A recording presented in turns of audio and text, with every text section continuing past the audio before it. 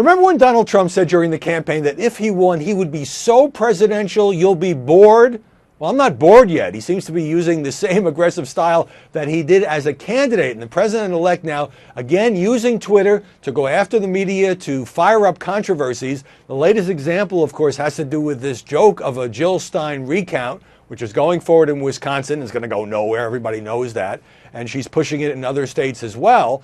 And, you know, the way I'm describing it is the idea of a Green Party candidate who got almost no votes pushing a recount was treated by the media initially as kind of a two-alarm fire, when it deserved to be treated as, I would say, a dumpster fire. But then Trump got on Twitter, attacked Hillary Clinton for having her campaign at least cooperate. She didn't initiate this recount effort. And then when Trump dropped the bomb on Twitter saying, well, I would have won the popular vote, not that it matters, he's got 306 electoral votes, if millions of people hadn't voted illegally. Every news organization on the planet then said there is no evidence of that. Donald Trump is making unsubstantiated charges, and now it's a forest fire raging out of control. It's a major media issue. And Trump, the latest twist on this is Trump reacted to that with a tweet storm against CNN. Everybody knows he doesn't have exactly a high opinion of CNN. And he went after the CNN reporter Jeff Zeleny, who reported on this, not only saying, like everybody else, that there was no evidence, but I think saying that Donald Trump was acting like a sore winner. And so Zeleny is a former New York Times correspondent. He's no lightweight, but Trump was retweeting what some of his followers were saying Jeff Zeleny, just another generic CNN part-time wannabe journalist. Another one said, you have no sufficient evidence, Zeleny, that Donald Trump did not suffer from voter fraud. Shame, bad reporter. Well, so now CNN and everybody else in the position of having to prove a negative, that Trump didn't suffer from millions of people voting illegally. By the way, the guy won. So it's a little hard for me to understand why he is pushing this. I know he probably got ticked off at CNN's coverage. CNN hasn't commented. Zeleny went on Twitter to say he's looking for examples of voter fraud and he's a full-time journalist working.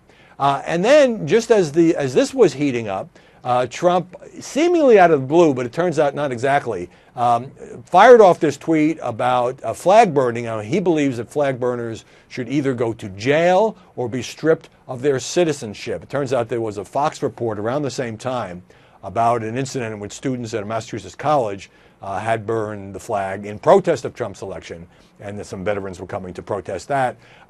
Look, I'm sure most Americans feel the way I do. I hate flag burning. It makes me really angry.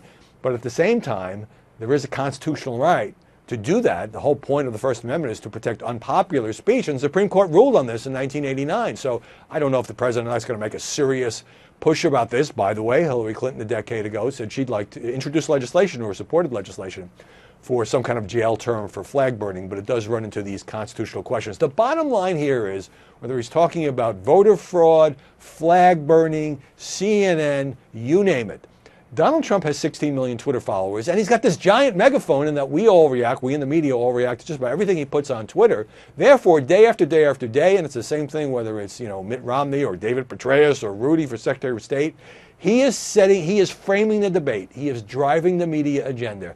And while many, establishment journalists may clear their throats and says this simply is not how it's done, the transition is chaos, we're just not used to this. A guy who got elected president by being aggressive on Twitter and on the air and through his public statements and sticking it to the media. We have to figure out how to cover him as president-elect, as president, and we also need to challenge him when he says things that aren't true. But at the moment, he is essentially dictating every day's headlines, and I suspect that Donald Trump likes it that way.